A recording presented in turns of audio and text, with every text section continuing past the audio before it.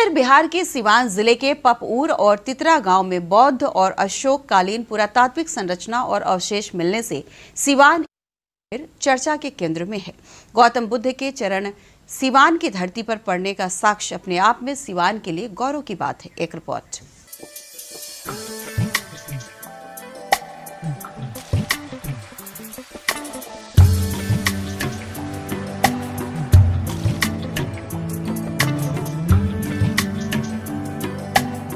सिवान जिला मुख्यालय से 5 किलोमीटर उत्तर पूर्व में बसा पपऊर गांव और 14 किलोमीटर पश्चिम जीरादेई प्रखंड के तितिरा गांव में बौद्ध और अशोक कालीन पुरातात्विक संरचना और अवशेष मिलने के कारण सिवान एक बार फिर चर्चा के केंद्र में है। अंग्रेजी राज में सिविल सर्वेंट रहे विलियम होय गोरखपुर के कमिश्नर थे। इतिहास में उनकी विशेष रुचि थी।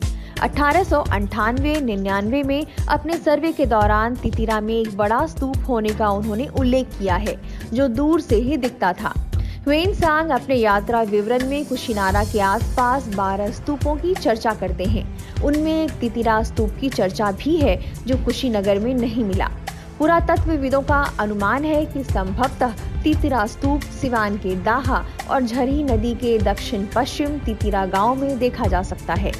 जीरादेई प्रखंड के तितिरा गांव में तितिरा स्तूप सैकड़ों एकड़ में फैला है। इसके बीच से रेलवे लाइन निकलती है। दूसरी तरफ स्तूप का दूसरा हिस्सा बौद्ध विहार की संरचना के रूप में मौजूद है, जो फिलहाल पानी में डूबा है। नमस्कार, मैं हूं आकाश और आप देख रहे हैं न्यूज़ व्यू। देखिए, अभी हम लोग सिवान से 16 किलोमीटर दूर तीतर बौद्ध स्तूप पे हैं और ये पूरा टीला हम आपको दिखाना चाहते हैं। अपने कैमरा पर्सन से कहेंगे कि वो पूरा टीला दिखाए कि वो टीला जो है आज का नहीं बल्कि 2500 वर्ष पुराना यहाँ की कहानी है। हमारे पीछे ये जो आपको बड़ा सा टीला दिख रहा है, ये मुख्य स्तूप है जो जहाँ पे भगवान बुद्ध 2500 वर्ष पहले यहाँ पे आए थे और अपने अनुयायियों के साथ यहाँ रुके हुए थे। यहाँ पे अभी 2018 में पुरातत्व विभाग के द्वारा खुदाई की गई थी, जिसमें 2500 वर्ष पुराने कई अवशेष मिले हैं, जिसे पुरातत्व विभाग ने अपने पास सुरक्षित रखा है। और एक शिलालेख भी मिला है जो बहुत ही खास है, जिसके बारे में अभी पढ़ा जाना बाकी है। भारत सरकार के पुरातत्व विभाग की ओर से 1918 में आनंद शर्मा के नेतृत्व में तितिरा स्तूप की प्रारंभिक खुदाई हुई। श्री शर्मा पुरातात्विक साक्ष्य मिलने की पुष्टि करते हुए बताते हैं कि गुप्त काल के आसपास आई बाढ़ से पुरातात्विक अवशेष और संरचना के नुकसान होने के संकेत मिलते हैं। तितिरा स्थल जो सिवान जिले में पड़ता है, उसका उत्खनन हम लोगों ने 2018 के जनवरी-फरवरी महीने में, ये लगभग 1 महीने कार्य किया था और वहाँ यह कार्य महानिदेशक के निर्देशानुसार किया गया था, जिसके उत्खनन में हम लोगों को आरंभिक ऐतिहासिक युगीन पुरातात्विक साक्ष्य मिले और विभिन्न स्तरों से जो पुरातात्विक वस्तुएं मिली, उसमें यह प्रमाणित होता है कि लगभग 3वीं शताब्दी ईसा पूर्व से लेकर के और 5वीं शताब्दी ईस्वी तक के वहाँ पर पुरातात्विक जमाव निश्चित रूप से रहे हैं और ईंट और मिट्टी के खिलौने और ईंट के कुछ संरचनात्मक अवशेष भी प्राप्त हुए हैं। एक सबसे महत्वपूर्ण जो वहाँ पर देखा गया कि अंतिम जो स्तर था जो सांस्कृतिक जमाव का, उसमें हम लोगों को गुप्त के समय में अंतिम समय में एक बाढ़ का पुख्ता सबूत मिलता है, जो न सिर्फ गंडक के क्षेत्र में पाए जाने वाले पुरातात्विक स्थलों से बल्कि कोसी तक के क्षेत्र में जहाँ कहीं भी उत्खनन होता है तो इस प्रकार के बाढ़ के पुख्ता सबूत मिलते हैं, जो गुप्त के अंतिम समय में किसी समय आया होगा और ह्वेनसांग के इस क्षेत्र में भ्रमण करने से पहले ऐसा ये हुआ होगा कि भयंकर बाढ़ किसी समय आया हो। और हम लोगों ने इस तितिरा के उत्खनन के पूरे जो तकनीकी रिपोर्ट होता है उत्खनन का, उसको विभाग को सौंप दिया है। ग्रामीण इतिहासकार और शोधकर्ता कृष्ण कुमार सिंह तितिरा स्तूप की प्रारंभिक खुदाई के समय मौजूद थे। श्री सिंह बताते हैं कि तितिरा स्तूप की चर्चा त्रिपिटक में दर्ज है, जहां तथागत बुद्ध का अंतिम उपदेश हुआ था। पुरातत्व विभाग की खुदाई परीक्षण में 2500 साल पुराने अवशेष और संरचना होने की पुष्टि हुई है। देखिए, सबसे बड़ी बात है कि पुस्तक में जो बात दर्ज है, जिसको ह्वेनसांग ने लिखा कि जब मैं गया था तो वहाँ पर तीतर स्तूप को देखा था, और यहाँ पर तीतर स्तूप है तितिरा गांव जो त्रिपिटक में दर्ज है, जिस नदी का हिड़वती नदी, और हिड़वती नदी यहाँ है। वो स्पष्ट लिखा हुआ है कि हिड़वती नदी के पश्चिमी तट पर मलो के सालवन में भगवान बुद्ध का अंतिम उपदेश हुआ था। सारण डिस्ट्रिक्ट गजेटियर में भी इस स्तूप की चर्चा है और इसको बौद्ध स्थल से जोड़ा गया है। भारतीय पुरातत्व विभाग द्वारा यहाँ उत्खनन परीक्षण किया गया। पुरातत्व विभाग के लोगों का कहना है कि ये बहुत ही प्राचीन जगह है, और जो ईंट मिले वह ईंट मौर्य कालीन थे, कुषाण कालीन थे और गुप्ता पीरियड के थे। इन सारे तथ्यों को देखने से ये लगता है कि प्राचीन समय में यह बौद्ध स्थल था, और ये बात पुस्तक में भी दर्ज है। और हम लोग भारत सरकार से, बिहार सरकार से ये मांग करते हैं कि इसको बौद्ध सर्किट से जोड़ दिया जाए। ग्रामीण कमलेश सिंह का कहना है कि यह स्थल रहस्यमयी लगता है। हमारे पूर्वज बताते रहे हैं कि तितिरा में यह अद्भुत स्थल सदियों से लोगों को आकर्षित करता रहा है। अरे हम तो मैंने, हमारा भी उम्र 60 वर्ष का हो गया सर। हम तो यहाँ देखें कि ये अजूबा चीज लगता है। मैंने यहाँ पर आने पर हम लोग तो रात को भी रहे हैं, हमारा अपना यहाँ खेती बाड़ी पूरा है, रात को भी रहे, अजीब सा लगता है। हम लोग पुराने पूर्वज से भी यही सुनते आते हैं कि यहाँ एक अजूबा चीज़ था।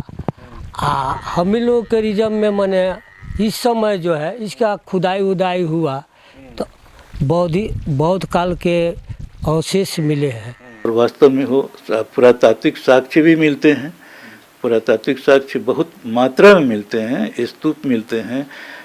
उसने जो ह्वेनसांग के अनुसार से करीब 7 या 8 स्तूप उन्होंने गिनाया था। वे सारे स्तूप हमने उन स्तूपों को हमने खोजा है। वो सिवान के ही एरिया में हैं, सिवान में हैं, तितरा में हैं। स्थानीय धरोहरों के संरक्षण को लेकर लोग आगे आ रहे हैं। तितिरा और पपुअर स्तूप के उत्खनन, संरक्षण और बौद्ध सर्किट से जुड़ने की मांग को लेकर स्थानीय लोगों ने आवाज उठानी शुरू कर दी है। जनता के बीच उठती आवाज को लेकर स्थानीय जनप्रतिनिधि, पूर्व विधायक रमेश सिंह कुशवाहा और सांसद कविता सिंह की ओर से स्तूप स्थल के संरक्षण और विकास के लिए आर्थिक सहयोग मुहैया कराया गया है।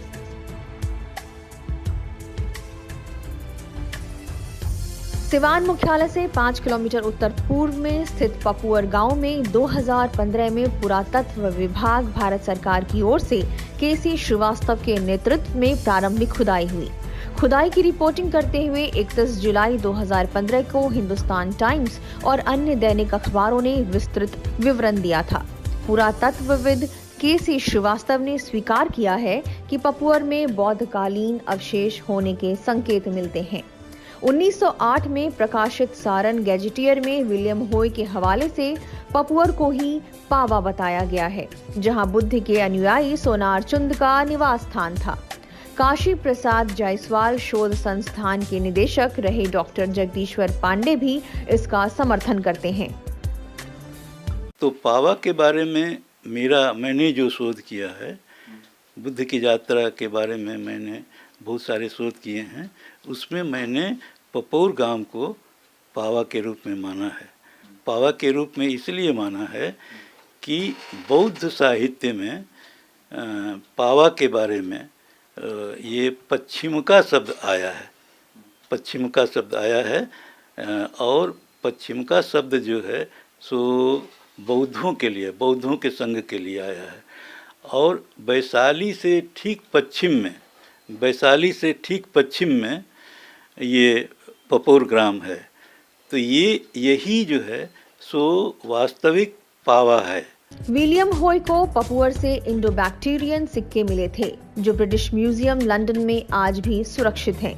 विलियम होय को मिले सिक्कों की डॉक्टर जगदीश्वर पांडे भी पुष्टि करते हैं। सिक्के पहले होय को मिले थे। होय भी इसके पहले 1900 ईस्वी में उन्होंने उसका मैंने सर्वेक्षण किया था, तो उन्हें कुछ वो इंडो बैक्टीरियन सिक्के मिले थे, वहाँ से पावा से मिले थे, पपौर से मिले थे। तो उससे भी करीब 2000 वर्ष पुराना वो स्थल माने प्रतीत होता है।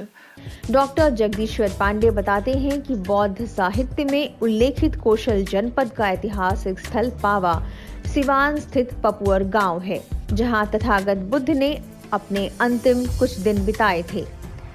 तथागत को अंतिम भोजन कराने वाले सोनार चुंद की पत्नी महदैया का टिला भी यहां मौजूद है। युवा चित्रकार रजनीश कुमार ने भगवान बुद्ध के पपोअर में बिताए अंतिम दिनों का चित्रांकन किया है। जगदीश्वर पांडे अपने शोध पुस्तिका on the footprint of Buddha के आधार पर नक्शा सहित बुद्ध के जहां जहां चरण पड़े उन स्थानों पर वे स्वयं गए हैं। सिवान जिले में तथागत बुद्ध के प्रवेश और उनकी यात्रा का विवरण देते हुए डॉक्टर पांडे का कहना है कि वर्तमान पपुअर गांव ही पावा है।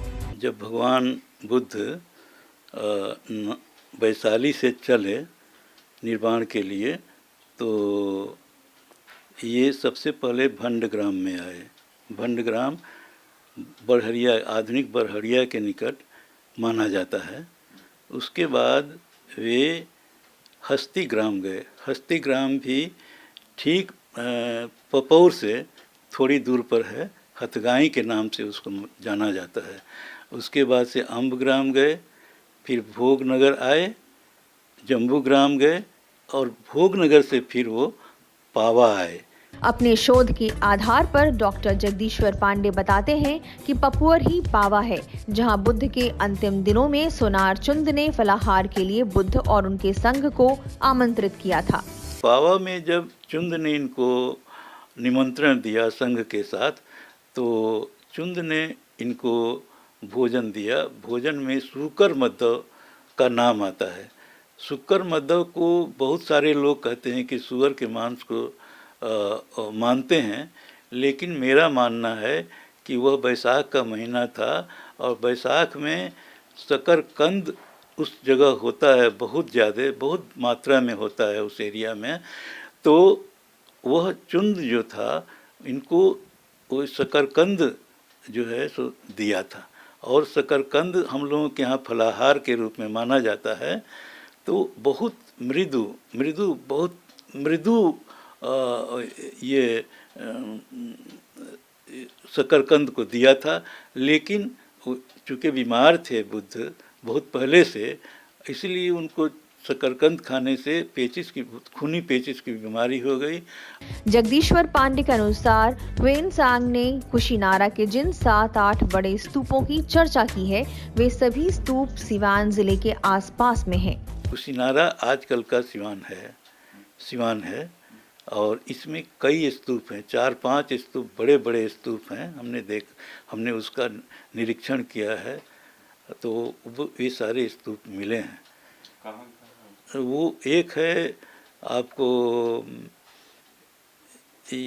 सिवान रेलवे स्टेशन से वो थोड़े दूर पर है वो, जिसका नाम अभी जहाँ पर इस्लामिया स्कूल उसी स्तूप पर जो है सो बसा हुआ है। और फिर जो है सो दक्षिण टोला में एक स्तूप है, वो वहाँ पर जो है सो प्रसिद्ध वो इनका प्रिंसिपल जो थे सिवान डीएवी कॉलेज के डॉक्टर बाके बिहारी, उनका भी घर है और अन्य 20-25 घर उस पर बसे हुए हैं।